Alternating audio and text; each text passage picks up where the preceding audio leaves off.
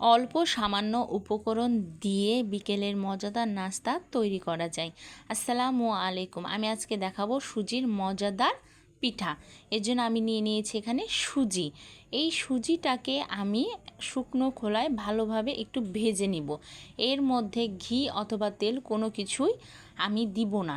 সুজির কাঁচা গন্ধটা দূর করার জন্য হালকা ভেজে নিব।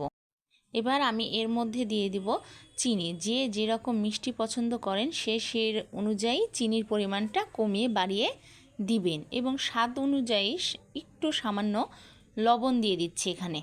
একটু ভালোভাবে নাড়াচাড়া করব যাতে নিচে লেগে না যায়। একটু লাল হয়ে আসলে এর মধ্যে আমি পানি দিয়ে দিব। পানিটা দিয়ে দিচ্ছি সুজিটা একটু সিদ্ধ হবার জন্য। পানি শুকিয়ে যখন এটা শক্ত হয়ে আসবে তখনই কিন্তু আমি এটাকে চুলা থেকে নামিয়ে নেব। এই পর্যায়ে আমি ভালোভাবে নাড়াচাড়া করে দিচ্ছি।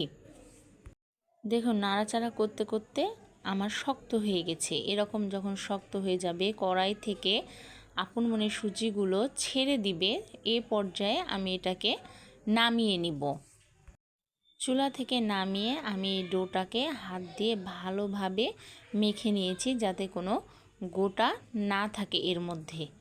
এ পর্যায়ে আমি এই ডোটার মধ্যে একটা ডিমের কুসুম যোগ করে দিচ্ছি। এই কুসুমটা দিয়ে আমি হাত দিয়ে ভালোভাবে ডোটাকে মেখে নিব। ডিমের কুসুমটা দিয়ে আমি ভালোভাবে মাখিয়ে নিচ্ছি। এখানে হচ্ছে যে হাতে লেগে লেগে আসবে, তারপরও আপনারা ভালোভাবে এটাকে মাখিয়ে নেবেন। আর দেখুন আমার মাখানো হয়ে গেছে। এ পর্যায়ে আমি হাতে একটু সয়াবিন তেল নিয়ে নিয়েছি এবং যেহেতু আমি ছোট ছোট শেপ দিব সেজন্য এখানে অল্প পরিমাণ একটু ডোটা নিয়ে হাতের সাহায্যে এটাকে গোল করে, দেখুন গোল করে রুটির মতন যেরকম আমরা করি ওরকম করে গোল করে হাত দিয়ে চ্যাপটা করে বিস্কিটের একটা শেপ দিয়ে দিচ্ছি। আপনারা আপনাদের ইচ্ছা মতো যে কোনো শেপই দিতে পারেন, কিন্তু আমি এখানে বিস্কিটের শেপ দিয়ে কাঁটা চামচ দিয়ে একটু দাগ কেটে দিচ্ছি। এটা অপশনাল, আপনারা দিতেও পারেন নাও দিতে পারেন। সৌন্দর্যের জন্য আমি এটা দিলাম। আপনাদের সুবিধার ক্ষেত্রে আমি আরেকটা করেও দেখিয়ে দিচ্ছি। এই যে দেখুন গোল করে নিয়ে তারপরে হাত দিয়ে আঙ্গুলের সাহায্যে এটা চ্যাপটা করে বিস্কিটের আকৃতি দিয়ে দিয়েছি। এবং এখানে একটা কাঁটা চামচের সাহায্যে এর গায়ে দাগ দিয়ে দিব। আপনারা দাগ না দিয়ে এমনিও করতে পারেন, কোনো সমস্যা নাই। এটা আপনার ইচ্ছা, আপনি যেভাবে করবেন সেভাবেই হবে। আমি এখানে একটা একটা করে সবগুলো তৈরি করে নিয়েছি। এই যে দেখুন আমার সবগুলো কিন্তু তৈরি হয়ে গেছে এবং এই যে আমি এটা গোল আকৃতির করেছি। এটা আমি একটা অন্য শেপ দিয়েছি। এখানে একটা আমি পাতা করে দেখিয়েছি। এখানে আরেকটা লম্বা বিস্কিটের আকৃতি দিয়েছি। যার যেরকম আকৃতি পছন্দ সেরকমই আকৃতি দিয়ে নেবেন। একটা কড়াইয়ে পর্যাপ্ত পরিমাণ তেল গরম করে এক এক করে সব পিঠাগুলো যতটুকু আটবে ততটুকুই দিব, দিয়ে লাল লাল করে ভেজে নেব। এই দেখুন কয়েকটা ছেড়ে দিচ্ছি। এগুলো ভেজে নিয়ে তোলার পরে আবার বাকিগুলো ছেড়ে দিব। এগুলো এখন এপাশ ওপাশ করে লাল লাল করে ভেজে নেব।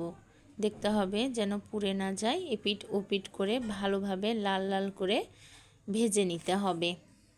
চুলার আঁচটা মিডিয়াম রাখবো যাতে আমার পিঠাগুলো পুড়ে না যায়। আপনারাও সেটাই করবেন। যা বেশি জোরে জাল দিলে দেখা যাচ্ছে পিঠাগুলো পুড়ে যেতে পারে। এই যে দেখুন উল্টিয়ে পাল্টিয়ে আমি লাল লাল করে সুন্দর করে পিঠাগুলো ভেজে নিয়েছি। বেশি রাখবো না। এ পর্যায়ে কিন্তু আমি পিঠাগুলো লাল হয়ে গেছে। এখন আমি এগুলো নামিয়ে নিব। দেখুন তৈরি হয়ে গেছে আমার সুজির মজাদার পিঠা।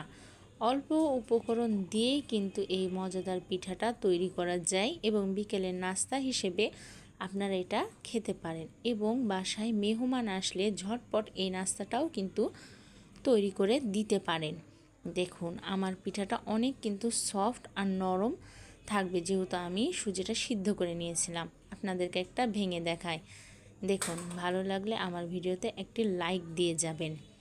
আজকে এ পর্যন্তই থাকলো। পরে আবার অন্যদিন অন্য কোনো একটা রেসিপি নিয়ে আপনাদের কাছে চলে আসব। আল্লাহ হাফেজ।